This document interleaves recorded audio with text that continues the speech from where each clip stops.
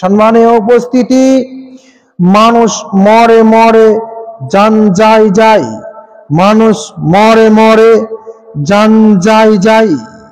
ইন্নাল আবদা কাফির, সেই মানুষটা যদি কাফের হয়, সেই মানুষটা যদি পাপী হয়, সেই মানুষটা যদি আল্লাহ পাক রব্বুল আলামিনের বিধান অমান্যকারী হয়, সেই মানুষটা যদি সালাত পরিত্যাগকারী হয়, সেই মানুষটা যদি আদর্শহীন হয়, এক কথায় সেই মানুষ যদি পাপী মানুষ হয়, তার মৃত্যুটা কিরকম হবে? রাসূল সাল্লাল্লাহু আলাইহি ওয়াসাল্লাম স্পষ্ট হাদিসের মধ্যে ঘোষণা করছেন। তিনি বলছেন মিসকাতুল মাসাবি 1630 নম্বর হাদিসের মধ্যে আল্লাহ রাসূল সাল্লাল্লাহু আলাইহি ওয়াসাল্লাম তিনি অনেক লম্বা কাহিনী তার সাহাবীদেরকে শোনালেন। শোনাতে প্রথমে ভালো মানুষের মৃত্যু কিভাবে হবে তিনি কিছু আলোচনা করলেন। এরপর তিনি বলেন, ইন্নাল আবদা কাফির, যখন কোন পাপী বান্দা, যখন কোন নাফরমান বান্দা, যখন কোন সুদখোর বান্দা, যখন কোন বেনামাজি বান্দা, যখন কোন আল্লাহর বিধান অমান্যকারী বান্দা, এক কথায় যখন পাপী বান্দা এই দুনিয়া থেকে প্রস্থান এবং আখিরাতে যাত্রার উচ্চকোণে উপনীত হয়, মরে মরে জান যায়, এই সময় যখন উপনীত হয়, রাসূল সাল্লাল্লাহু আলাইহি ওয়াসাল্লাম তিনি বলেন, নাযালাল মালায়েকা, তার কাছে অধিক অধিক ফেরেশতা আছে, তার কাছে অনেক অনেক অনেক ফেরেশতা আছে। সুদুল উজুহ, যেই ফেরেশতাদের চেহারা হবে অনেক ভয়ঙ্কর, যে ফেরেশতাদের চেহারা হবে অনেক ভয়ঙ্কর, যে ফেরেশতারা হবে কালো, যে ফেরেশতাদের গায়ের রং চেহারা হবে কালো, বিশাল ভয়ঙ্কর, এক আশ্চর্যজনক ভয়ঙ্কর, সেই ভয়ঙ্কর চেহারা নিয়ে ফেরেশতাগুলো আসবে সেই পাপী ব্যক্তির কাছে। সুম্মা ইজিআ মালাকুল মাউত, কিছুক্ষণ পরে মালাকুল মাউত আসবে, কিছুক্ষণ পরে মালাকুল মাউত আসবে, হাত্তা ইয়াজলিসা আলা রাসিহি, এবং মালাকুল মাউত এসে তার মৃত্যু ব্যক্তির, পাপী ব্যক্তির মাথার উপরে বসবে, মাথার কাছে বসবে। মাথার কাছে বসার পরে ফেরেশতা বলবে, ইয়া আইয়ুহান নাফসুল খাবিস, ইয়া আইয়ুহাল খাবিস, হে খাবিস আত্মা, উখরিজ মিন শাখাতিল্লাহ মিন শাখাতিল্লাহ, তুমি হচ্ছে আল্লাহর ক্রোধ, তুমি হচ্ছে আল্লাহর রাগ, তুমি হচ্ছে আল্লাহর ক্রোধ, তুমি হচ্ছে আল্লাহর রাগ, তুমি বের হয়ে এসো, তুমি বের হয়ে এসো। ফাতাফাররাকা ফি জাসাদিহি, সে বের হতে চাইবে না, শরীরের আনাচে কানাচে লুকিয়ে পড়বে, শরীরের আনাচে কানাচে লুকিয়ে পড়বে। আমি আপনি যদি পাপী হই, আমি আপনি যদি বেনামাজি হই, আমি আপনি যদি আল্লাহর অবাধ্য হই, রাসূলের পদ্ধতি মোতাবেক পৃথিবীর বুকে জীবন যাপন না করি, তাহলে আমি আপনি সেই দিন এইরকম করব। আমি আপনি যদি পাপী হই, তাহলে আমি আপনি সেই রকম করব। ফাতাফাররাকা ফি জাসাদিহি, আত্মা বের হতে চাইবে না শরীর থেকে, ভয়ে শরীরের আনাচে কানাচে লুকিয়ে পড়বে, ভয়ে শরীরের আনাচে কানাচে লুকিয়ে পড়বে। ফেরেশতা জোর করে, ফেরেশতা জোর করে টেনে তার আত্মাটাকে শরীর থেকে বের করবে। রাসূল সাল্লাল্লাহু আলাইহি ওয়াসাল্লাম এর পরের বাক্য ভাষাটা আমি আপনাকে সোজা ভাষায় বলি, আপনি শোনেন। টেনে হিচড়ে যখন ফেরেশতা আত্মাটাকে বের করবে, 1 মিনিট আমি আপনাকে এই বাক্যটা এইভাবে বুঝাতে চাইছি। আপনার জিভ ধরে কেউ যদি টানে, আমার আপনার জিভ ধরে কেউ যদি টানে, জিভ ধরে জোরে টেনে ভিতরে নাড়ি ভুড়ি যা ছিল বের করে নিল, আমার আপনার কিরকম অনুভূতি হবে, কিরকম অনুভব হবে? আমি আপনি যদি একটু অনুভব করি তাহলে বুঝতে পারবো কত ব্যথা হবে। এটা আপনাকে আমি আর একটু সহজ ভাষায় বলি। ধরেন আপনি মাছ ধরতে গিয়েছেন 4-5টা বংশী দিয়ে, ধরেন আপনি মাছ ধরতে গিয়েছেন 4-5টা বংশী ফেলেছেন, 4-5টা বংশী একসঙ্গে একটি বড় মাছে গিলে ফেললো। মাছে যখন সেই 4-5টা বংশী একসঙ্গে গিলে ফেললো, পেটের মধ্যে নাড়ি বুড়ির মধ্যে সেই বংশীগুলো আটকে গেল। মাছটাকে আপনি আস্তে আস্তে কিনারায় নিয়ে আনলেন, দেখছেন অবস্থা খুব খারাপ। সুতো ধরে আপনি জোরে টান দিলেন, নাড়ি ভুড়ি সমেত বংশী বের করে বংশী চলে এলো।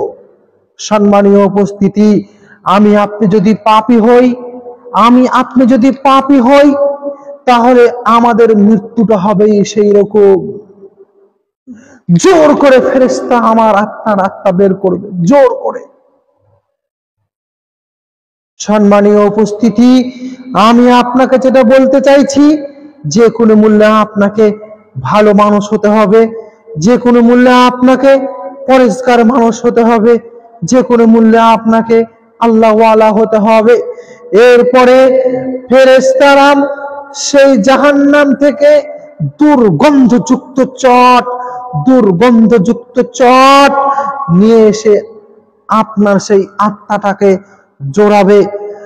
ফেরেশতারা দুর্গন্ধকে আপনার আত্মা নিতে চাইবে না, ও ওকে দেবে।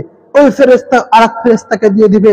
যেতে যেতে যেতে যেতে প্রথম আসমানে যখন যাবে, ফেরেশতারা দরজা খুলতে চাইবে না, সেই থেকে দিবে জোরে আপনার আত্মাকে জমিনের বুকে ফেলে। সুবহানাল্লাহ। একটু আমরা কি অনুভব করেছি? আমরা যদি অন্যায় পথে পৃথিবীর বুকে জীবন যাপন করি, আমাদের মৃত্যুটা কিরকম হবে? আমরা কি একটু অনুভব করেছি আমাদের মৃত্যুটা যদি, আমরা যদি অন্যায় পথে বেনামাজি হয়ে পৃথিবীর বুকে জীবন যাপন করি, তাহলে আমাদের মৃত্যুটা কত ভয়ঙ্কর হবে? আমরা একটু ভেবেছি? আমরা ভাবিনি। সম্মানীয় উপস্থিতি, অনেক লম্বা হাদিস। আমি আপনাকে যেটা বলতে চাইছি, এই হাদিসের শেষ অংশ বলার আগে আমি আপনাকে একটু ভাবাচ্ছি, আপনি একটু ভাবেন। তাকে একটু ভাবাচ্ছি, আপনি ভাবেন। আপনি ঘুমিয়ে আছেন, দিন যাচ্ছে রাত যাচ্ছে, দিন যাচ্ছে রাত যাচ্ছে, আপনি ঘুম পাচ্ছেন। আপনার মা দরজায় নাড়া দিচ্ছে,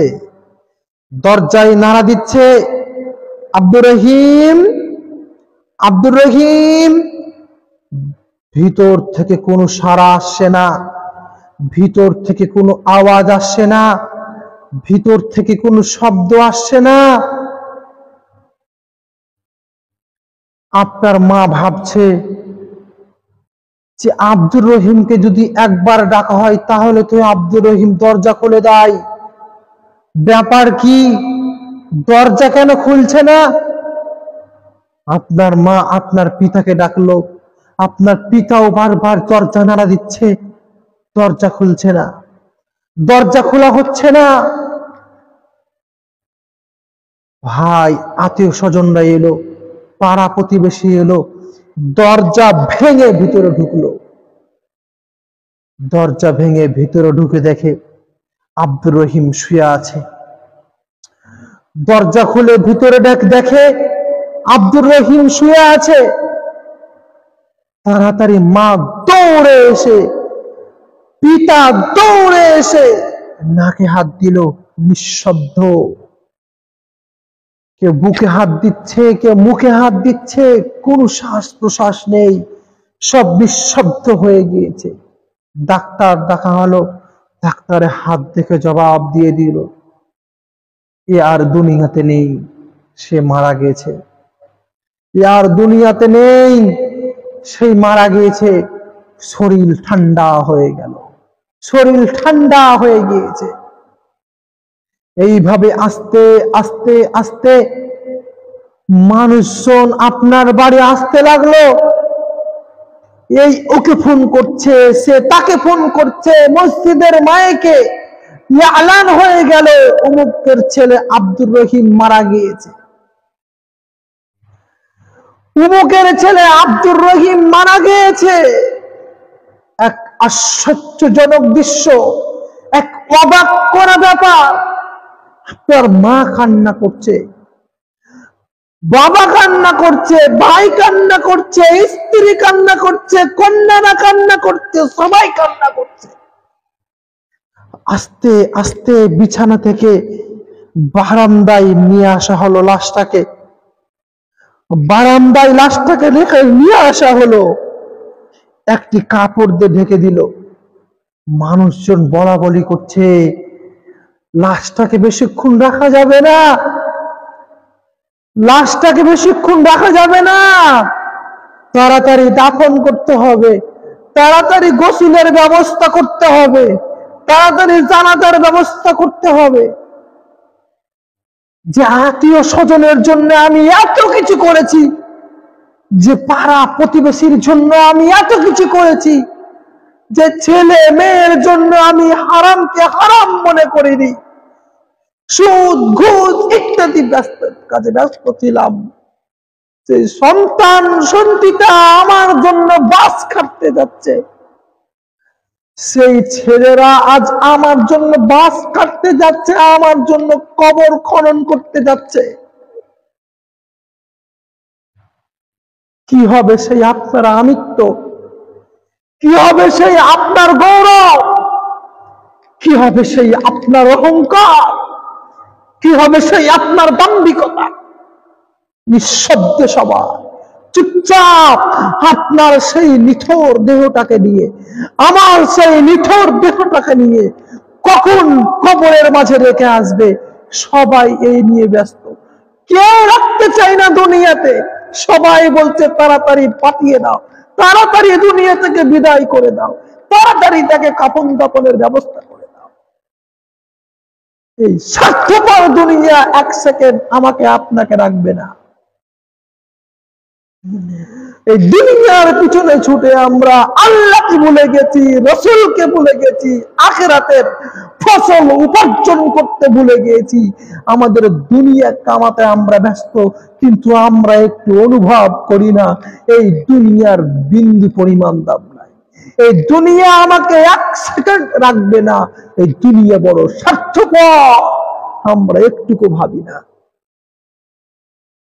এরপরে আমরা দেখছি আস্তে আস্তে আস্তে আমাকে নিয়ে আসা হলো এক জায়গায়, এত মায়া করে আস্তে সাবান দিয়ে, গরম কুসুম পানি দিয়ে, কুলের পাতা দিয়ে আমাকে আস্তে আস্তে আস্তে গোসল করিয়ে দিচ্ছে। কত মায়া তাদের লুকিয়ে আছে আমারও, কিন্তু এই মায়া হচ্ছে, এই মায়ার পিছনে তাদের স্বার্থ লুকিয়ে আছে। তাদের স্বার্থ করতে তারা আমাকে আপনাকে দুনিয়ায় রাখবে না, সেই কবরের মাঝে ফেলে দিয়ে চলে আসবে। মায়ার পিছনে এই কারণটা লুকিয়ে আছে। আস্তে আস্তে আস্তে গোসল করালো, এরপরে সাদা কাফন দিয়ে, সাদা 3টি কাপড় দিয়ে আমাকে ঢেকে দিল। মানুষজন আমাকে সেন্ট দিয়ে, আতর দিয়ে কত যে মায়া করছে, কত যত্ন করছে, কত সুন্দর করে আমাকে নিয়ে গেল। এরপরে আমার ছেলে, আমার আত্মীয় স্বজন, আমার পিতা আমাকে কাঁধে করে নিয়ে যাচ্ছে সেই অন্ধকার কুটিরে রাখতে, যেখানে কোনো জানালা নাই, যেখানে কোনো দরজা নেই, যেখানে হাওয়া নেই, যেখানে বাতাস নেই, সেই জায়গায় যাচ্ছে রাখতে। আমরা কি একটু ভেবেছি ওই দৃশ্যগুলো? আমরা তো অনেক জানাজা করেছি, আমাদের অন্তর, আমাদের দিল একটুকু নিথর হয় না, একটুকু নরম হয় না। আমরা যেন এক আমিত্ব নিয়ে, এক অহংকার নিয়ে, এক দাম্ভিকতা নিয়ে, এক ইহুদি খ্রিস্টানদের তরিকা নিয়ে পৃথিবীর বুকে জীবন যাপন করি। আমাদের আমরা কোনো গুরুত্ব দিচ্ছি না, অনুভব করার প্রয়োজন মনে করছি না। সম্মানীয় উপস্থিতি, আমি আপনাকে যেটা বলতে চাইছি, এখানে আমি আপনাকে একটা হাদিস শোনাতে চাই। যেহেতু আমি আপনাকে বলতে চাইছি যে পাপী লোকের মৃত্যুটা কেমন হবে, মানুষজন যখন আপনাকে নিয়ে যাবে, আনা আবি সাঈদ আল খুদরি রাদিয়াল্লাহু তাআলা আনহু قال আবি সাঈদ আল খুদরি রাদিয়াল্লাহু তাআলা আনহু তিনি বলেন, ইযা উদিয়াতিল জানাজা, জানাজার নামাজ যখন, জানাজা পড়ানোর জন্য মানুষটাকে যখন খাটিয়াতে মানুষ বহন করবে, ঘাড়ে করে মানুষ যখন লাশটাকে নিয়ে যাবে, খাটে করে যখন লাশটাকে নিয়ে যাবে, সে যদি পাপী বান্দা হয়, ওয়াইন কানাত গায়রা সালেহ, সে যদি পাপী বান্দা হয়, সালেহ বান্দা না হয়, সত্যবাদী বান্দা না হয়, আল্লাহ ওয়ালা বান্দা না হয়, মুত্তাকিন বান্দা যদি না হয়, যদি সে পাপী বান্দা হয়, তখন সে বলবে লিআহলিহা ওয়াইলাহা আইনা তাযহাবুন, লিআহলিহা ওয়াইলিহা আইনা তাযহাবুন, তোমরা আমাকে কোথায় নিয়ে যাচ্ছ? আমি যেতে চাই না, আমাকে সেই অন্ধকার কবরের দিকে নিয়ে যেও না, আমি ওখানে থাকতে পারবো না, আমাকে ওখানে নিয়ে যেও না, আমি থাকতে পারবো না। আইনা তাযহাবুন, তোমরা আমাকে কোথায় নিয়ে যাচ্ছ? কোথায় নিয়ে যাচ্ছ? আমি যাব না, আমাকে নিয়ে যেও না। তার এই বাক্য সবাই শুনতে পাবে, কিন্তু মানুষ শুনতে পাবে না। মানুষ যদি শুনতে পেত, তার সেই বিকট আওয়াজ, তার সেই আর্তনাদ, তার সেই চিৎকার যদি মানুষ শুনতে পেত, মানুষ জানাজা পড়ার লোক থাকতো না, কাফন দাফনের লোক থাকতো না, সবাই অজ্ঞান হয়ে যেত। লাজাইকা, সবাই অজ্ঞান হয়ে যেত। কি ভাবছেন? মানুষজন আপনাকে নিয়ে যাবে, পাপী লোকের মৃত্যু। আপনাকে বলছি, আপনি যে দুনিয়ায় পাপ করে জীবন যাপন করছেন, দুনিয়ায় অপকর্ম করে পৃথিবীর বুকে জীবন যাপন করবেন, আপনি যদি দুনিয়ায় পাপ করে পাপী হয়ে পৃথিবীর বুকে জীবন যাপন করি, তাহলে আপনার অবস্থা হবে সেই রকম। আপনার ছেলেরা, আপনার পিতা খাটে করে নিয়ে যাবে, আমরা বলবো আমাকে নিয়ে যেও না, কারণ আমরা তো পাপী। সম্মানীয় উপস্থিতি, কাজেই পক্ষান্তরে যদি আমরা সালেহ হই, যদি আমরা ভালো মানুষ হই, যদি আমরা নামাজি হই, তাহলে আমরা বলবো তাড়াতাড়ি নিয়ে চলো, আমার জন্য আমার জান্নাত অপেক্ষা করছে, তাড়াতাড়ি আমাকে নিয়ে চলো, আমার জন্য আমার জান্নাত অপেক্ষা করছে। কত সুন্দর আমরা বাক্য সেই দিন বলবো, আমরা যদি ভালো মানুষ হই, আমরা যদি সালেহ মানুষ হই, আমরা যদি মুত্তাকিন মানুষ হই, আমরা যদি আল্লাহ ওয়ালা মানুষ হই। সম্মানীয় উপস্থিতি, এরপরে মানুষ আস্তে আস্তে আস্তে কবরের মাঝে আপনাকে জানাজা পড়ানোর পরে কবরের মাঝে আপনাকে রেখে দিবে। এরপরে বাঁশ চাপা দিবে, আস্তে আস্তে আস্তে বাঁশ চাপা দেওয়ার পরে মাটি চাপা দিয়ে আপনাকে মানুষ চলে আসবে। এই স্বার্থপর দুনিয়া এক সেকেন্ড আপনাকে দুনিয়াতে রাখবে না, শুধু মরে দেখেন। এরপর ফেরেশতা আসবে আপনার কাছে, যে ফেরেশতার চোখ নেই, যে ফেরেশতা কানে শোনে না, যে ফেরেশতা চোখে দেখে না, সেই ফেরেশতা আসবে আপনার কাছে। আপনি যদি পাপী বান্দা হই, মান রব্বুকা মান দীনুকা মান নবিয়ুকা জিজ্ঞাসা করবে। তিনটি প্রশ্ন করার পরে আমরা যদি উত্তর দিতে না পারি, ফেরেশতারা এত মার মারবে যে মার সহ্য করার ক্ষমতা আমাদের থাকবে না। দুই দিকের মাটি যখন চিপে আসবে, এই সাইডের মাটি, এই সাইডের হাড় এই সাইডে চলে যাবে, এই সাইডের হাড় এই সাইডে চলে আসবে। একেবারে মিশে যাবে মাটির সঙ্গে। এত ব্যথা, এত কঠোর শাস্তি আমাদেরকে দিবে। মাটি আপনাকে কাঁপাবে।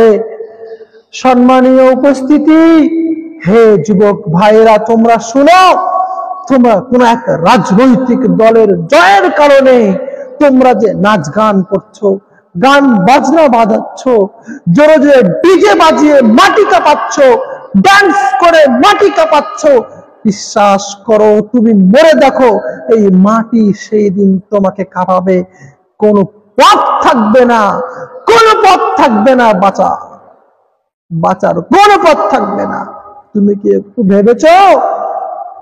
কাজেই তোমাকে বলি, তুমি পরিবর্তন হও, আল্লাহকে ভয় করো, রাসূলের পদ্ধতি মোতাবেক পৃথিবীর বুকে জীবন যাপন করো।